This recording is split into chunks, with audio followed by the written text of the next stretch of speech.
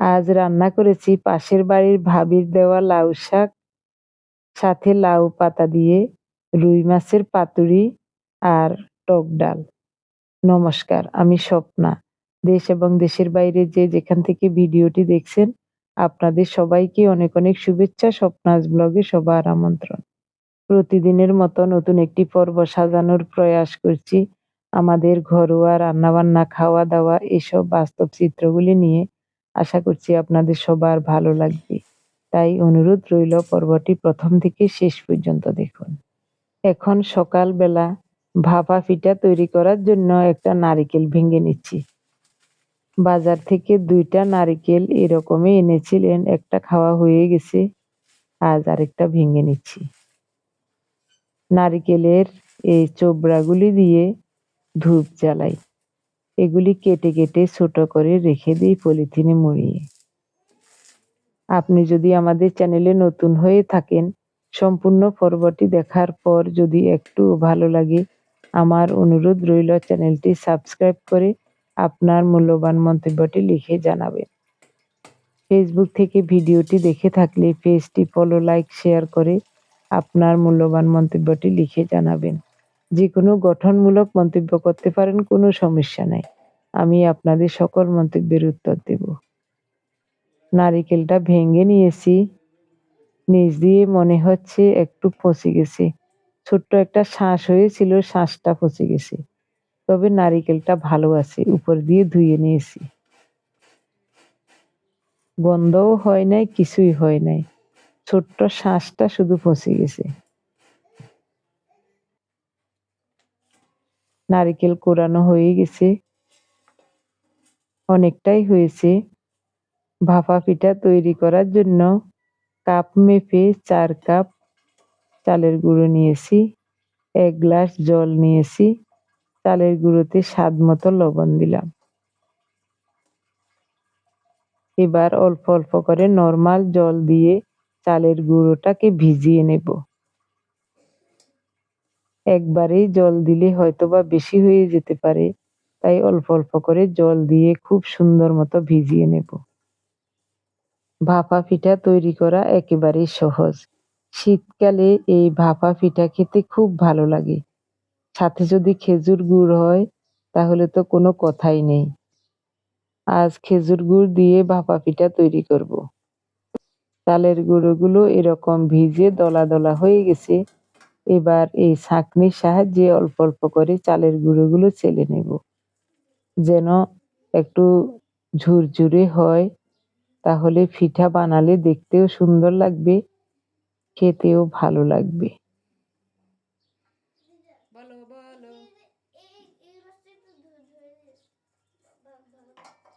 চালের গুঁড়ো যদি ভালোভাবে ভিজানো না হয় তাহলে পিঠা সিদ্ধ হবে না। এই জিনিসটা একটু খেয়াল করলে যে কোনো মানুষ যে কোনো সময় ভাপা পিঠা তৈরি করতে পারবে। গত পরশুদিন ভাপা পিঠার রেসিপি শেয়ার করেছিলাম। আজ আবার দেখাচ্ছি কিভাবে আমি ভাপা পিঠা তৈরি করি। আপনাদের অনেক সুবিধা হবে, যারা ভাপা পিঠা তৈরি করবেন ভাবছেন, আপনাদের জন্য এই ভিডিওটা অনেক উপকারে আসবে। একটু মনোযোগ দিয়ে দেখুন, তাহলে ভাপা পিঠা তৈরি করা কোনো ব্যাপারই নয়। মাঝখানে দেব গুড়, তারপর একটু নারিকেল, এরপরে আবার চালের গুঁড়ো দিয়ে এভাবে ঢেকে দেব গুড় নারিকেল। আলতো হাতে একটু চেপে দিচ্ছি, বেশি চাপতে হবে না। এবার পরিষ্কার সাদা কাপড় দিয়ে ঢেকে একটু মুড়িয়ে ভাপে বসিয়ে দেব। ভাপা পিঠা তৈরির পাতিলটা 3-4 দিন আগেই এরকম রেডি করে রেখেছিলাম, ওভাবেই আছে। মনে হয় একটু জল পড়ে এই পাশের মুখটা খুলে গেছে, তো একটু আটা গুলে ওই মুখটা বন্ধ করে দিচ্ছি। বাষ্পটা যদি এইভাবে বের হয়ে যায় পিঠা সিদ্ধ হবে না।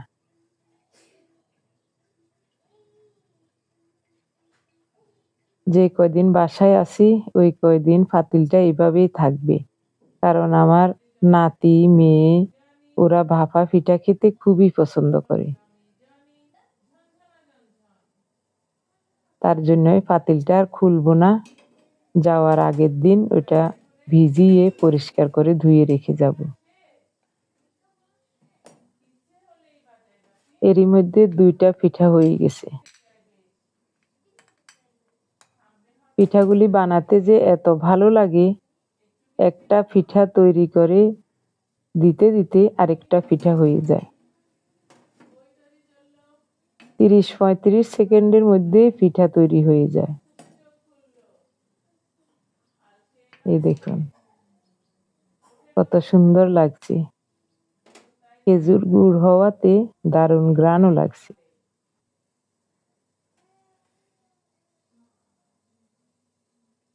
চারটা পিঠা হয়ে গেল। ওদেরকে এই 4টা পিঠা দিয়ে আসি। এবার একটা একটা করে পিঠা বানাবো আর ওদেরকে দিব, যা খায় খাবে। অর্জন 2-3 বার চুলার ধারে এসে গেছে।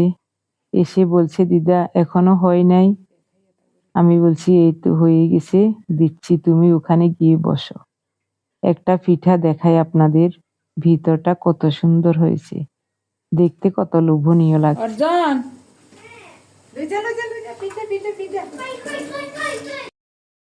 নিয়ে যাও।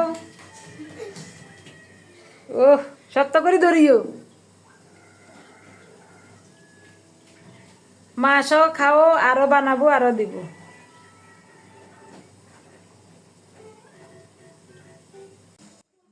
আরো 4 কাপ চালের গুঁড়ো ভিজিয়ে পিঠা তৈরি করেছিলাম। আমাদের সবার খাওয়া দাওয়া শেষ। এখন এই কয়টা পিঠা আমাদের পাশের বাড়ির ভাবির জন্য পাঠাবো। পাশের বাড়ির ভাবি মাঝে মাঝে ওনার ছাদ বাগান থেকে আমাদের জন্য শাক পাতা দেয়।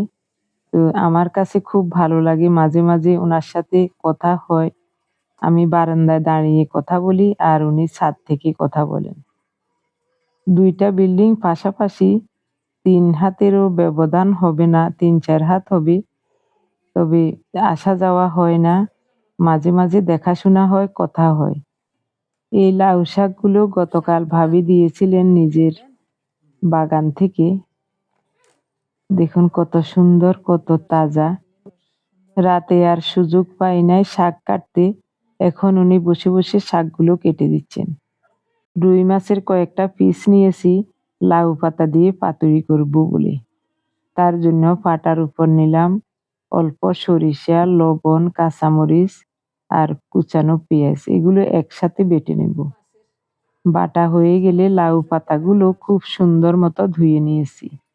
লাউ শাক রান্নার জন্য কাঁচামরিচ আর রসুন বেটে নেব। মাছগুলো পরিষ্কার করে ধুয়ে নিয়েছি। এখন পাতুরিগুলো রেডি করে নিই। বাটা মশলাটা দিয়ে দিলাম, সরিষা, কাঁচামরিচ, পেঁয়াজ আর সামান্য একটু লবণ দিয়েছি। আরো একটু লবণ দিলাম স্বাদ মতো।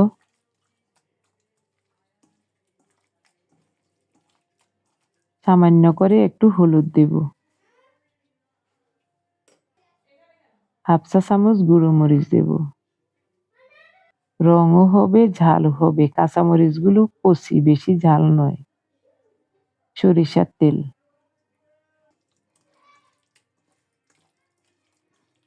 সব মিলিয়ে ভালো করে মাখিয়ে নিয়েছি। লাউ পাতাগুলো ধুয়ে জল ঝরিয়ে রেখেছিলাম, সবকিছু রেডি আছে। এবার মাখানো মাছগুলো পাতার উপর দিয়ে মুড়িয়ে নেব।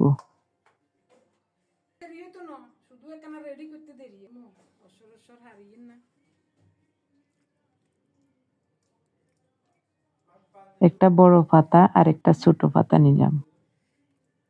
2 পিস করে মাছ দেব।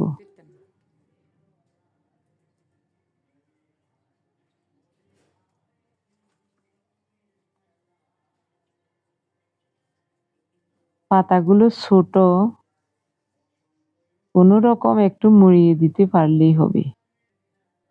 এবার সুতা দিয়ে একটু বেঁধে দেব যেন খুলে না যায়।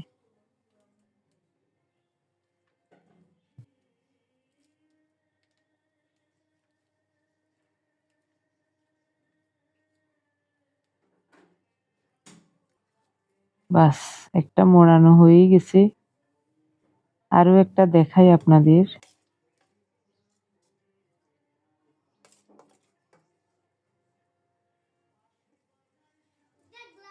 কলা পাতায় যে কোনো মাছের পাতুরি করলে পাতাটা সহ খাওয়া যায়, খুব ভালো লাগে খেতে।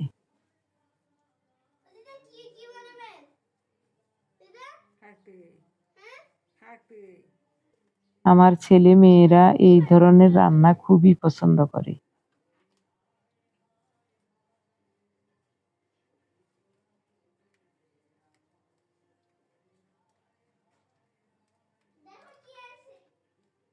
একটু ভালো করে মুড়িয়ে দিচ্ছি, পাতাগুলো যেহেতু ছোট। এরকম করে সবগুলো পাতুরি রেডি করে নিয়েছি। লাউ শাক ভাপানোর জন্য স্বাদ মতো লবণ দিয়ে উপরে শাকগুলো দিয়ে দিলাম, চুলাটা অন করে দিয়েছি। নিচে লবণ দিলে শাকটা তাড়াতাড়ি মজে যাবে আর শাকের জল বের হয়ে লবণটা সারা শাকে ভালো করে লাগবে। শাকের সসপ্যানটা ওই চুলায় বসিয়ে দিলাম। এদিকে একটা প্যান বসিয়ে সামান্য তেল দিয়েছি। তেল গরম হলে পাতুরিগুলো দিয়ে দেব। চুলার তাপটা একটু কমিয়ে দিয়ে ঢেকে রান্না করব সময় নিয়ে। তাহলে পাতুরিগুলো ভিতর থেকে খুব সুন্দর মতো সিদ্ধ হয়ে যাবে। পাতুরিটা ওই চুলায় বসিয়ে সসপ্যানটা আবার নিয়ে আসলাম। শাকটা ভাপিয়ে নিয়ে এখন বেটে রাখা কাঁচামরিচ আর রসুন দিয়ে দিলাম। শাকে লবণ দেওয়া আছে, আর লবণও দেব না। এবার রসুন আর কাঁচামরিচ বাটা শাকের সাথে ভালোভাবে মিশিয়ে নেব।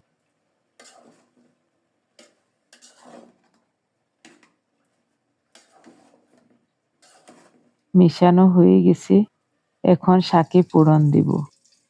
সরিষার তেল দিয়েছি কড়াইতে, তেলটা গরম হলে কালো জিরা ফোড়নে দিচ্ছি। এবার শাক দিয়ে দেব। লাউ শাকগুলো যেমনি কচি তেমনি সবুজ, দেখতে খুব ভালো লাগছে। এখন দেব সামান্য গরুর দুধ। আগে আমার মাকে দেখেছি লাউ শাক রান্নার সময় দুধের সর দিতে। আমাদের তখন গরুর দুধ ছিল, এক চুলায় শাক রান্না করতেন, আরেক চুলায় দুধ জাল দিতেন। তো দুধের সরটা উঠিয়ে শাকে দিয়ে দিতেন, কি যে চমৎকার লাগতো খেতে। তো আমি এখন আজ সরাসরি দুধে দিলাম। এদিকে পাতুরিগুলো কত সুন্দরভাবে হচ্ছে দেখুন, এক পিঠ লাল লাল হয়ে গেছে। চুলার তাপটা এরকমই থাকবে, আরো 10 মিনিটের মতো চুলার উপর রাখবো, তারপরেই নামাবো। পাতুরিগুলো উল্টিয়ে দিলাম, ঢাকা দিয়ে আরো 10 মিনিটের মতো রাখবো। এরপরে পাতুরিটা দেখুন কত সুন্দর হয়েছে। আজ 16ই ডিসেম্বর, সরকারি ছুটি। পার্থও বাসায় আছে, ওদের সবার খাওয়া হয়ে গেছে। এখন আমাদের জন্য খাবার বেড়ে নিচ্ছি। বেশি করে শাক খাবো।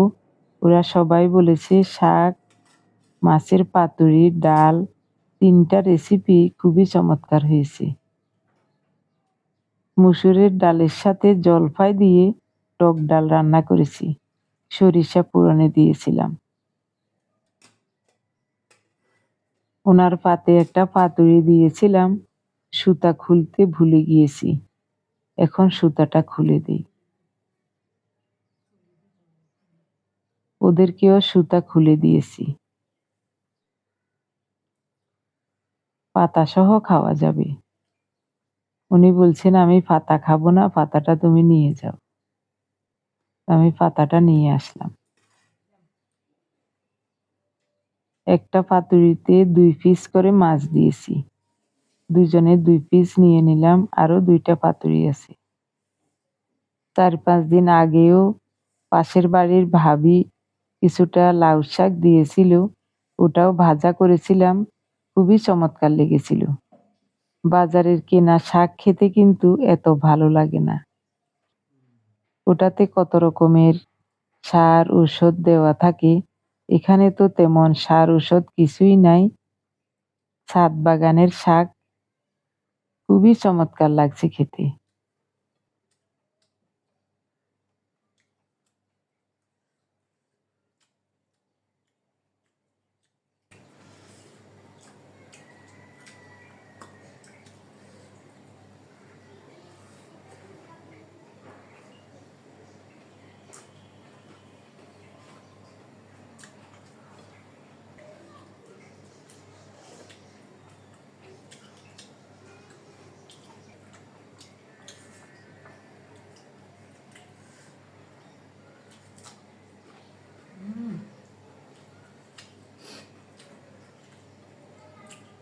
কি চমৎকার লাউ শাক।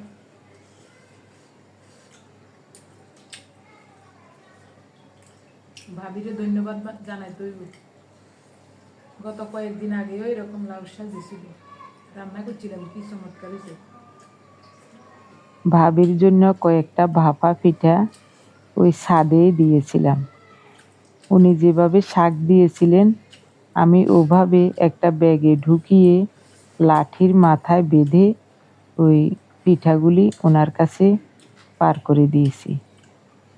শাকও উনি ওভাবেই পার করে দিয়েছেন আমাকে। আমরা এখনো কোনোদিন কেউ কারো বাসায় যাইনি। উনিও আমাদের বাসায় কোনোদিন আসেন নাই, আমিও ওনাদের বাসায় কোনোদিন যাই নাই। আমাকে বলেছিলেন অনেকবার যাওয়ার জন্য, আজও বলেছেন।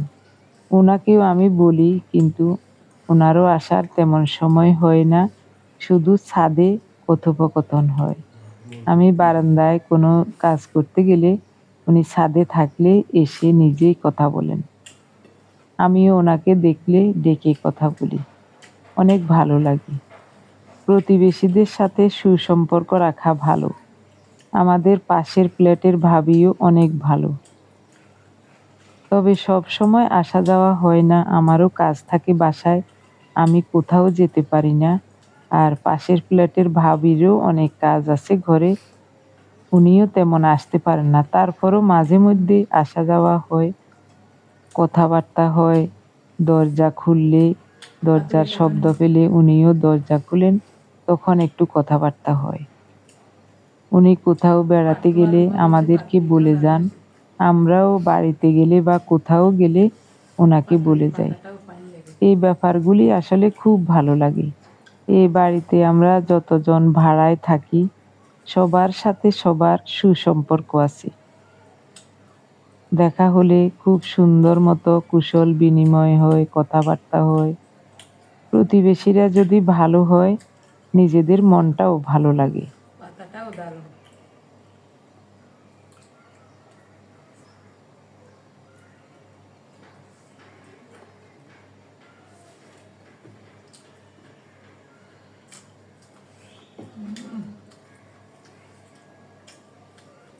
কোনটা রেখে কোনটা দিয়ে খাই, যেমন শাক ভাজা তেমন পাতুরি।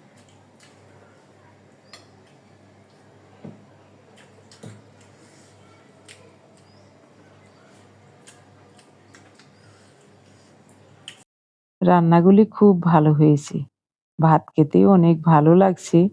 ভাতগুলিও গরম। রান্না করেছি অনেক আগে, ভাতের পাতিলটা মুড়িয়ে রেখেছিলাম টাওয়েল দিয়ে, তার জন্য এখনো একেবারে ধোঁয়া ওঠা গরম ভাতে রয়ে গেছে।